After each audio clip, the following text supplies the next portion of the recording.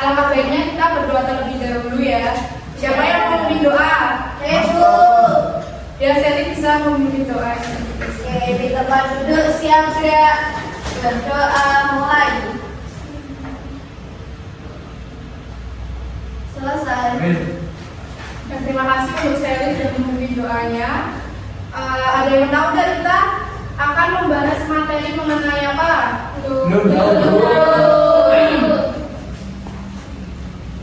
Nah, kita nantinya akan membahas materi mengenai bab 5, cerita tentang daerahku. Untuk topik A, seperti apa daerah tempat tinggalku dahulu. Nah, biar semangat kita explaining terlebih dahulu ya. Baik, Bisa berdiri semua ya.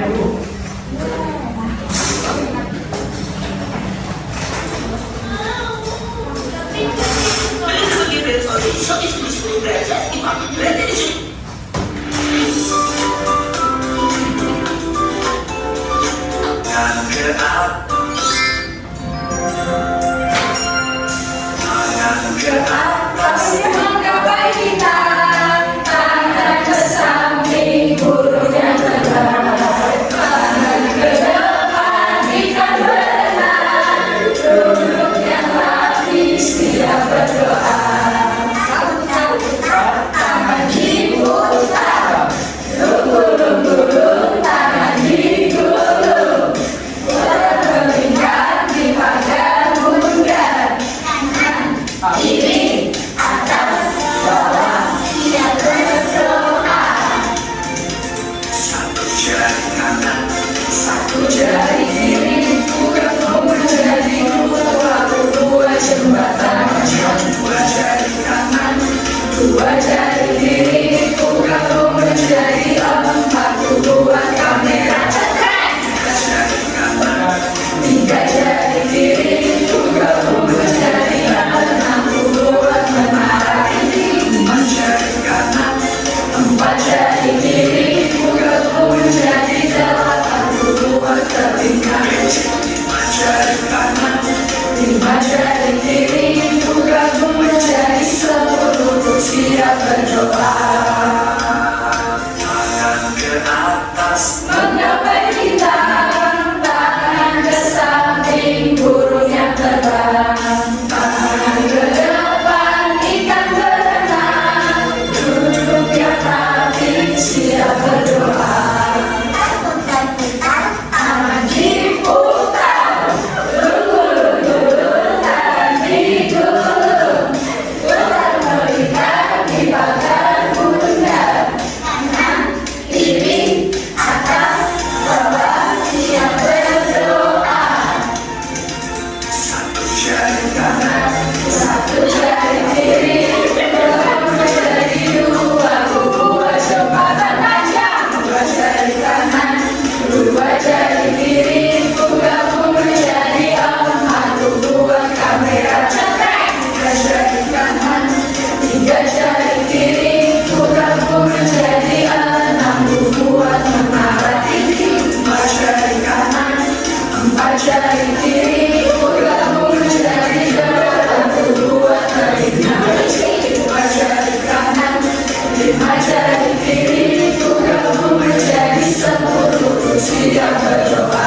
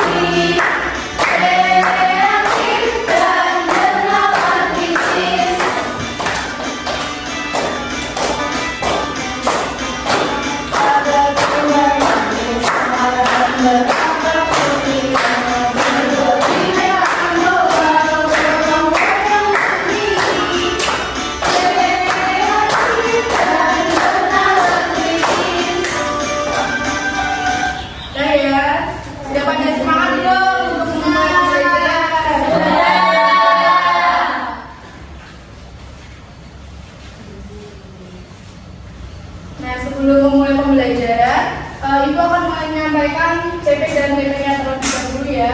Untuk capaian pembelajarannya, peserta didik mengenal keberagaman budaya, kearifan lokal, sejarah baik tokoh maupun periodisasinya di provinsi tempat tinggalnya serta menghubungkan dengan konteks kehidupan saat ini. Peserta didik mampu membedakan antara kebutuhan dan keinginan, mengenal nilai mata uang dan mendemonstrasikan bagaimana uang digunakan untuk mendapatkan nilai manfaat atau memenuhi kebutuhan hidup sehari-hari. Nah, ini untuk tujuan pembelajarannya. Yang pertama, peserta didik dapat menceritakan awal mula daerah dan tokoh-tokoh lokal yang berperan penting dalam perkembangan daerah tempat tinggalnya. Yang kedua, peserta didik dapat menyebutkan sikap baik yang dapat diteladani dari tokoh daerah tempat tinggalnya. Yang ketiga, peserta didik dapat membandingkan kondisi daerah tempat tinggalnya dahulu dan kini. Yang keempat, peserta didik dapat menyebutkan kerajaan yang pernah berkembang di daerah tempat tinggalnya. Dan yang kelima, peserta didik dapat menjelaskan pentingnya menjaga peninggalan sejarah daerah tempat tinggalnya. Nah, ini terdapat PK konten yang akan kita bahas mengenai bab 5. Ada topik A seperti apa daerah tempat tinggal dahulu. Ada 4 subtema. Yang pertama ada sejarah, kemudian ada kerajaan-kerajaan di Nusantara, itu ada 3 corak yaitu Hindu, Buddha, dan Islam. Kemudian ada peninggalan masa kerajaan Hindu, Buddha, dan peninggalan masa kerajaan Islam. Nah, ada yang tahu nggak sejarah itu apa? Sejarah itu masa lalu. Ya, sejarah itu kejadian atau peristiwa masa lalu yang benar-benar terjadi. Nah, pastinya kalian kan mempunyai masa lalu. Masa lalunya pasti kan bermacam-macam, ada yang masa lalu menyenangkan, menyedihkan, yang pastinya terkenang selalu. Nah, seperti halnya pada rumah kita atau rumah tetangga kita kan pasti mengalami perkembangan, perubahan dan menjadi lebih bagus. Seperti lingkungannya juga mengalami perkembangan yang tadinya masih sepi, kemudian menjadi lebih ramai. Dan itu yang dinamakan sejarah yang benar-benar terjadi di masa lalu yang mengalami perkembangan. Nah, faktor perkembangan Indonesia itu salah satunya ada faktor kerajaan-kerajaan di zaman dahulu. Nah, kita akan membahas kerajaan-kerajaan di Nusantara. Kerajaan-kerajaan di Nusantara ada 3 corak yang tadi sudah dijelaskan di peta konsep. Ada apa aja tadi? Ya, betul. Dan kita akan membahas kerajaan yang bercorak Hindu Buddha terlebih dahulu. Nah, kerajaan yang bercorak Hindu Buddha itu masuk ke Indonesia itu karena dibawa oleh para pendeta Brahmana dan pedagang India. Kemudian disusul dengan masuknya kerajaan-kerajaan Islam di Indonesia. Nah, kemudian kerajaan yang bercorak Islam itu masuk ke Indonesia karena melalui perdagangan berasal dari Arab, Persia, dan Gujarat. Nah, kemudian juga kekuatan kerajaan Majapahit Sriwijaya juga sudah mulai melemah dan kerajaan-kerajaannya mulai melepaskan diri dan raja-rajanya mulai memeluk agama Islam. Makanya bermuncullah kerajaan-kerajaan Islam di Indonesia. Nah, ini ada nama-nama kerajaan yang ada yang bercorak Hindu. Untuk yang pertama ada kerajaan Kutai. Kerajaan Kutai itu kerajaan yang paling tertua di Indonesia. Kemudian pusat kekuasaannya itu ada di Kalimantan Timur. Kemudian untuk nama rajanya ada Bunda, Aswawarman, Mulawarman. Dan peninggalan sejarahnya itu ada prastasti yang berbentuk tugu batu bertuliskan huruf Pallawa. Kemudian ada nama kerajaan selanjutnya ada Tarumanegara yang pusat kekuasaannya ada di Bogor, Jawa Barat. Kemudian nama rajanya ada Gunawarman. Nah, nama peninggalan sejarahnya itu ada prastasti Kebun Kopi, prestasi Jambu, prestasi Muara Ciater. Kemudian ada nama kerajaan Kaliga.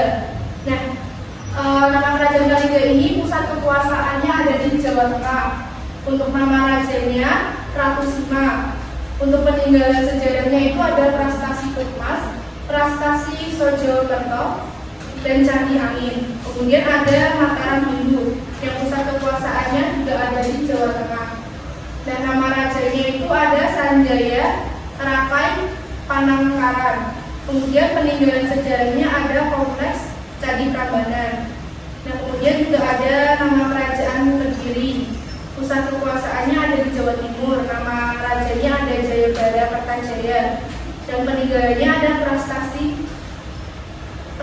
Nanta dan kitab-kitab karya Empu Panusuh dan Empu Segar. Kemudian ada kerajaan Singosari yang pusat kekuasaannya ada di Jawa Timur. Kemudian ada Majapahit yang pusat kekuasaannya juga di Jawa Timur. Nah, kemudian ada kerajaan yang bercorak juga itu ada 2 kerajaan aja. Yang pertama ada Sriwijaya dan Mataram Kuda. Yang pusat kekuasaannya Sriwijaya di Sumatera Selatan dan Mataram Kuda ada di Jawa Tengah. Dan untuk kerajaan yang bercorak Islam, yang pertama ada Samudra Pasar yang pusat kekuasaannya ada di Nangro Aceh Darussalam. Kemudian juga ada Aceh yang pusat kekuasaannya juga di Nangro Aceh Darussalam. Kemudian ada kerajaan Demak yang pusat kekuasaannya ada di Demak Jawa Tengah. Kemudian ada Banten yang pusat kekuasaannya ada di Serang Banten. Kemudian juga ada Ternate yang pusat kekuasaannya ada di Maluku Utara, ada di Dore dan Goa yang pusat kekuasaannya ada di Makassar, Sulawesi Selatan. Nah, selanjutnya kita akan membahas mengenai peninggalan-peninggalan bersejarah. Kita akan membahas mengenai peninggalan bersejarah pada masa kerajaan Hindu terlebih dahulu. Yang pertama ada candi. Candi itu bangunan yang dibuat dengan tujuan untuk memuliakan seorang yang telah mati yang berasal dari keluarga raja atau orang terkemuka. Nah, candi kita bisa temui di Candi Prambanan yang terletak di mana? Kemudian juga ada di Borobudur, ada di Nah, kemudian ada Arca. Arca itu patung yang terbuat dari batu yang dipahat menyerupai seseorang, manusia atau binatang. Dan arca dapat kita temui di seperti di pura di Bali. Nah, kemudian ada seni ukir. Seni ukir itu hasil seni ukir atau seni pahat yang dapat kita nilai. Kemudian ada karya sastra dan bahasa dan tulisan. Nah, selanjutnya ada peninggalan masa kerajaan Islam. Nah, masa kerajaan Islam yang pertama ada masjid yang sering kita kunjungi dan kita datangi untuk beribadah. Kemudian ada kaligrafi yang dapat, pasti kalian juga ada yang punya kaligrafi di rumah yang ditempel di dinding. Nah, kemudian ada keraton yang dapat kita temui di mana?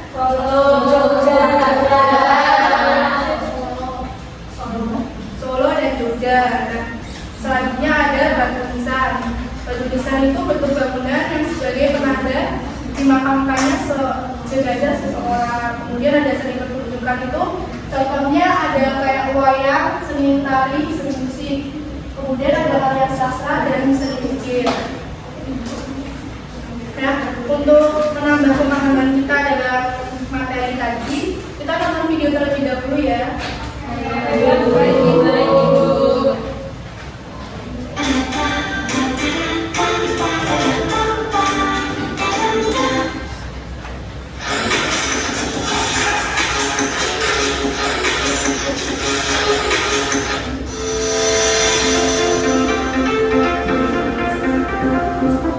Sejarah kerajaan Hindu, Buddha, dan Islam. Siapa di antara kalian yang pernah berkunjung ke Keraton Yogyakarta dan Keraton Surakarta? Atau mungkin Candi Borobudur dan Candi Prambanan? Adanya kerajaan dan bangunan candi ini adalah salah satu bukti berdirinya kerajaan-kerajaan di Indonesia, baik kerajaan yang bercorak Hindu, Buddha, maupun Islam. Kerajaan bercorak Hindu-Buddha diperkirakan berdiri di Indonesia sejak abad ke-4 Masehi. Kerajaan tersebut berkembang karena hubungan dagang dengan India dan Tiongkok. Yuk kita bahas apa saja contoh kerajaan bercorak Hindu-Buddha. Kerajaan Kutai terletak di dekat Sungai Mahakam, Kalimantan Timur. Kerajaan Kutai adalah salah satu kerajaan Hindu tertua di Indonesia yang berdiri sekitar tahun 400 Masehi. Kerajaan Kutai mengalami kejayaan pada masa Raja Mulawarman. yang kisahnya tercatat dalam 7 buah yupa. Kerajaan Tarumanegara terletak di dekat Sungai Citarum, Jawa Barat. Kerajaan ini berkuasa sejak abad ke-4 Masehi. Raja yang terkenal adalah Purnawarman. Peninggalan Kerajaan Tarumanegara adalah Prasasti Tugu, Prasasti Ciampeu, dan Prasasti Kebun Kopi. Kerajaan Mataram kuno berkuasa sejak abad ke-8 Masehi. Awalnya, kerajaan ini terletak di Jawa Tengah, kemudian pindah ke Jawa Timur karena bencana letusan gunung berapi. Raja pertamanya adalah Raja Sanjaya. Awalnya, kerajaan ini bercorak Hindu, tapi pada masa dinasti Shailendra juga menganut Buddha. Peninggalan kerajaan Mataram kuno adalah Candi Prambanan dan Candi Borobudur. Kerajaan Sriwijaya adalah kerajaan bercorak Buddha yang berdiri sejak abad ke-7. Kerajaan ini terletak di Palembang, tepatnya di dekat Selat Malaka. Kerajaan ini mampu berkembang dengan pesat karena Selat Malaka merupakan pusat pelayaran dan perdagangan internasional. Raja yang terkenal adalah Raja Balaputradewa. Peninggalan kerajaan Sriwijaya adalah Prasasti Kedukan Bukit dan Prasasti Talangpulo. Kerajaan Singosari terletak di Malang, Jawa Timur. Kerajaan ini didirikan oleh Ken Arok pada abad ke-13. Raja yang terkenal adalah Kertanegara yang membawa Singosari ke puncak kejayaan melalui ekspedisi Pamalayu. Peninggalan kerajaan Singosari adalah Candi Jago, Candi Tidal, dan Prasasti Kudadu. Kerajaan Majapahit berdiri sekitar tahun 1293 sampai 1527 Masehi dan berpusat di Jawa Timur. Kerajaan ini didirikan oleh Raden Wijaya dari Kerajaan Singosari. Kerajaan Majapahit adalah kerajaan Hindu-Buddha terakhir yang menguasai Nusantara dan dianggap sebagai kerajaan terbesar. Kekuasaan Majapahit terbentang dari Jawa, Sumatera, Semenanjung Malaya, Kalimantan, hingga Indonesia bagian timur. Pada masa kepemimpinan Hayam Wuruk dan Mahapati Gajah Mada inilah Majapahit berada di puncak kejayaan. Peninggalan kerajaan Majapahit adalah Candi Tikus dan Kitab Sutasoma. Bagaimana dengan kerajaan bercorak Islam? Islam masuk dan berkembang di Nusantara sekitar abad ke-13 melalui para dagang dari Arab, Persia, dan Gujarat. Yuk kita bahas apa saja contoh kerajaan bercorak Islam. Kerajaan Islam yang awal muncul adalah Kerajaan Samudra Pasai di Aceh. Kerajaan ini didirikan sekitar tahun 1267 Masehi oleh raja pertamanya, Sultan Malik As-Saleh. Kerajaan Samudra Pasai mengalami kemunduran setelah Portugis menguasai Selat Malaka. Tradisi dan kekuasaan Samudra Pasai kemudian dilanjutkan oleh Kerajaan Aceh. Peninggalan Kerajaan Samudra Pasai adalah makam Sultan Malik As-Saleh dan koin dirham. Kerajaan Islam pertama yang muncul di Pulau Jawa adalah Kerajaan Demak. Semula, Demak merupakan salah satu wilayah di bawah kekuasaan Majapahit. Kerajaan ini didirikan sekitar tahun 1475 Masehi oleh raja pertamanya, Raden Patah. Peninggalan Kerajaan Demak adalah Masjid Agung Demak. Kerajaan Mataram Islam terletak di kota Yogyakarta. Kerajaan ini didirikan tahun 1586 oleh Ki Ageng Pamanahan. Namun, pada tahun 1755, melalui perjanjian Giyanting, Kerajaan Mataram Islam terpecah menjadi dua bagian. Kerajaan yang dipimpin Paku Buwono berkedudukan di Surakarta dan kerajaan yang dipimpin oleh Mangkubumi berkedudukan di Yogyakarta. Peninggalan Kerajaan Mataram Islam adalah Masjid Kota Gede. Kerajaan Ternate berdiri sekitar abad ke-13 dimampu oleh Bab Masyhur Malamud. Kerajaan Ternate berkembang menjadi kerajaan Islam yang maju dan paling besar di wilayah timur. Hingga kini, kerajaan Ternate masih ada, meskipun tidak lagi memiliki kekuasaan kuat.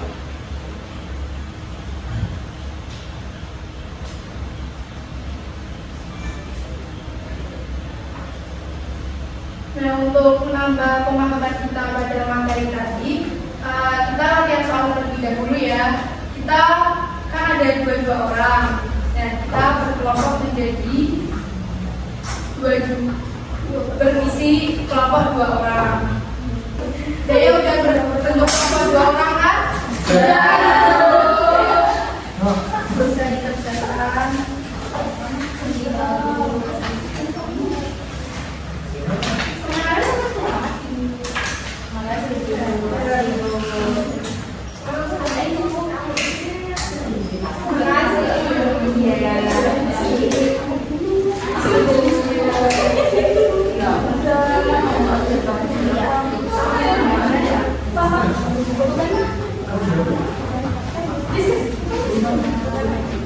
Nah, bisa dikerjakan waktunya 7 menit ya.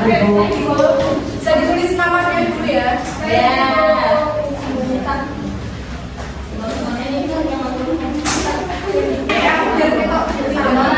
Nanti saya kira-kira lagi.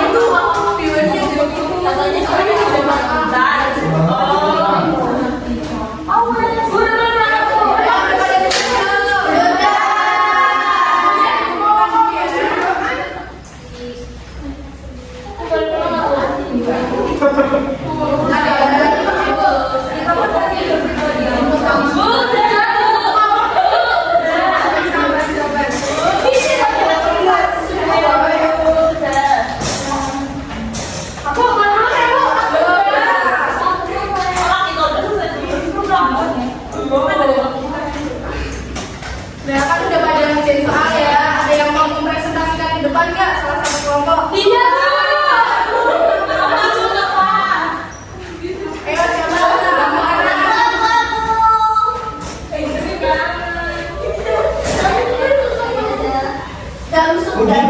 Ya. Bisa pingsut.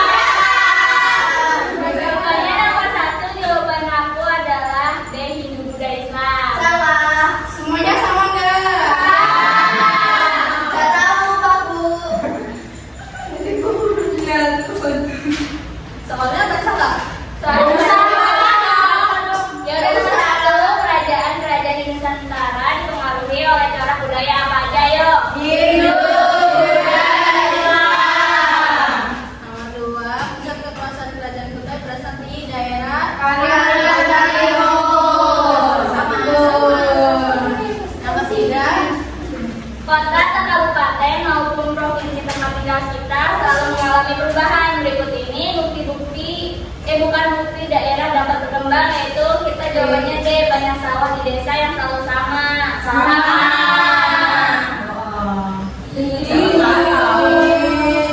Yang keempat, Adit mempelajari buku sejarah. Peristiwa pada buku yang dipelajari Adit yaitu peristiwa yang benar-benar terjadi di masa lalu. Sama.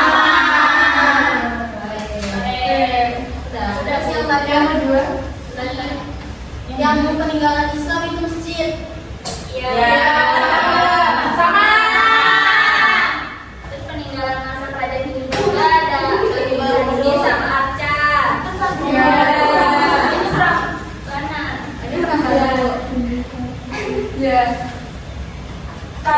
Kayak candinya kayak di Gedung Songo ya, Bu? Apa ya tuh? Gedung Songo di mana tuh? Gedung Songo di Jawa Tengah.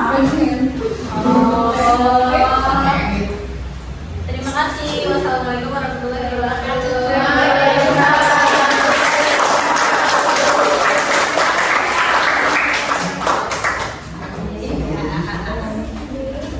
Nah, sebelum menutup pertemuan kita pada hari ini, kita membuat kesimpulan bareng-bareng terlebih dahulu ya. Untuk yang pertama tadi sejarah itu apa? Kemudian kerajaan-kerajaan di Nusantara itu bercorak apa aja tadi? Nah, kemudian kerajaan yang bercorak di Buddha itu masuk ke Indonesia karena adanya perdagangan dan dia dibawa oleh Bendera. ya, kemudian masuklah kerajaan yang bercorak Islam itu karena adanya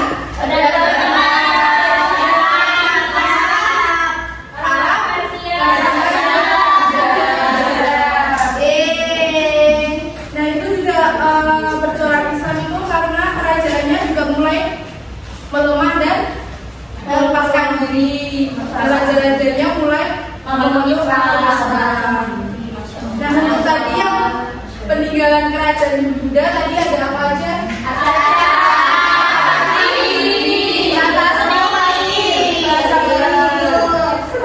Terus ada seni ukir, karya sastra, dan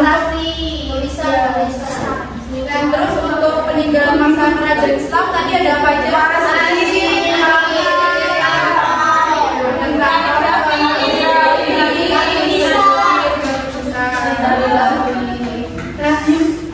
Udah pada paham semuanya kan? Sudah. Pertemuan minggu depan kita Ibu mengasih PR untuk kerjakan buku siswa halaman 135 ya. Ya. Oke. Nah sebelum mengakhiri pembelajaran kita ini kita berdoa terlebih dahulu. Siapa yang mau memimpin doa? Yang mau ditanya sama memimpin doa. Baik teman-teman, sebelum kita menutup pembelajaran hari ini kita berdoa dulu ya. Berdoa dimulai.